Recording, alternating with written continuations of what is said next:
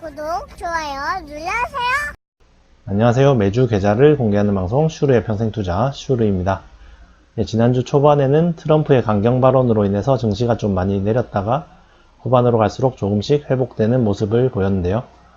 일단 이번 주 계좌 먼저 확인을 해보겠습니다. 일단 국내 주식 신한금융투자 계좌고요. 지금까지 총 4천만원 투자해서 현재 3,751만원 정도 됩니다. 일단 지난주보다는 조금씩 회복을 했습니다. 그리고 해외 주식 계좌는 여전히 VOO 3주 가지고 있고요. S&P 지수에 투자하는 ETF입니다. 지난주보다는 조금 올랐죠. 135만 4천원입니다. 마지막으로 자산 배분 계좌. 채권에 투자하는 SPTL과 전 세계 주식에 투자하는 VT 두 가지 1대1 비율로 계속 맞춰 나가고 있습니다. 현재까지 300만원을 투자했고요. 하여튼 넣어놓기는 600만원을 넣어놨고요. 어쨌든 총 평가 금액이 607만원 정도 됩니다.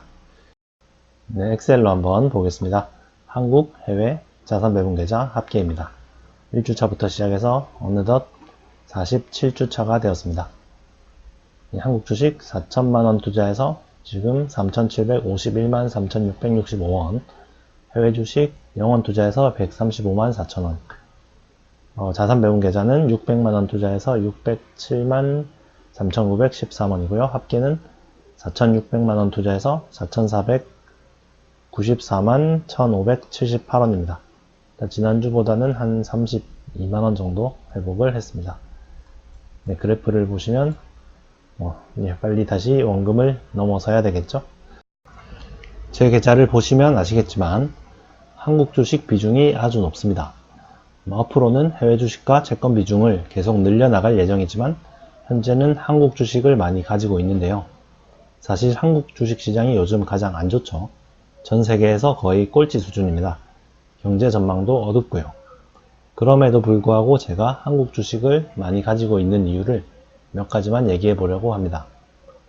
일단은 제가 한국에 살고 있기 때문입니다. 한국 사람이라서 애국심 그런 얘기를 하는 것은 아닙니다. 저는 애국심 별로 없어요. 애 3명 낳으니까 본의 아니게 애국자라는 말을 많이 듣고 있기는 하지만 사실은 애국심은 별로 없습니다.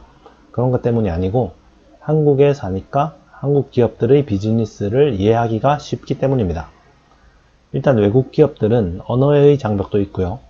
사업이 잘 되는지 안 되는지 직접 체감하기가 어렵습니다. 예를 들어서 카카오나 네이버 같은 회사들의 영향력을 알려면 한국에 살아야 하죠. 외국인들은 그냥 숫자로만 파악할 수 있을 뿐입니다. 물론 숫자가 더 정확할 수도 있지만 직접 내가 사용해보고 또 주변 사람들은 어떻게 생각하는지도 들어보고 해야 이 회사가 하는 사업이 앞으로도 계속 더 잘 나갈 것인가 가늠해 볼 수 있습니다.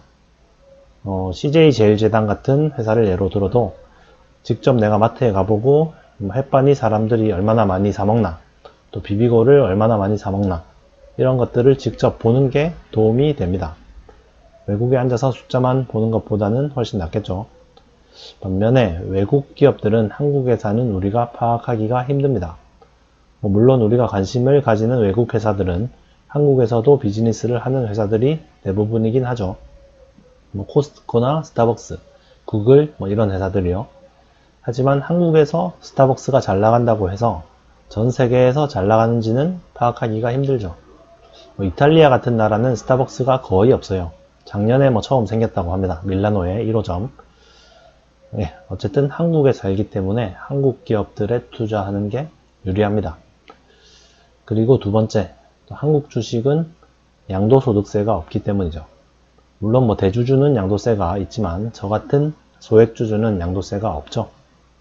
반면에 해외 주식은 매도할 때 시세 차익에 대해서 22%의 양도세를 내야 하죠. 그래서 저는 해외 주식은 평생 보유할 생각으로 인덱스 펀드에 주로 투자를 합니다. 한국 주식은 개별 종목을 거래를 하고요. 물론 개별 종목도 평생 보유할 생각으로 투자를 해야 되기는 합니다만 기업의 전망이 좀 나빠지거나 또 너무 말도 안 되는 가격으로 오르면 과감하게 팔아버리기도 해야죠. 그럴 때 한국 주식은 양도세가 없으니까 자유롭게 팔 수 있습니다. 근데 사실 이게 장기 투자에 방해가 되기도 합니다. 해외 주식은 양도세 내기 싫어서 강제로 장기 투자하게 되는 경우가 많거든요. 반면에 한국 주식은 좀 더 쉽게 사고 팔게 되는 경향이 있어요. 그런 거는 조심해야겠죠. 그런데 사실 이제 양도세도 사실은 일단 주가가 올라야 걱정을 하는 거죠. 한국 주식시장 전망이 어둡다면 양도세 없는 게 무슨 소용이겠어요. 최근에 한국 경제가 많이 안 좋은 거는 사실입니다. 미국과 중국 간의 무역 전쟁의 영향을 가장 많이 받는 나라가 한국이죠. 기업들의 영업이익도 대폭 감소했고요. 하지만 저는 언젠가는 잘 해결될 거라고 보고 있고요. 그러면 한국 기업들이 부진했던 만큼 다시 또 튀어오를 수 있을 거라고 생각합니다. 물론 언제 해결이 될지는 정확히 알 수는 없습니다. 또 하나 기대해 볼 만한 거는 북한입니다.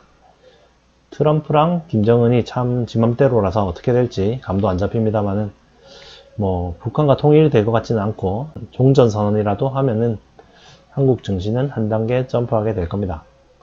북한의 철도나 도로 같은 인프라 까는 기업들이 직접 수혜를 보는 것도 있겠지만 우선 외국인들이 안심하고 투자할 수 있다는 게 큽니다.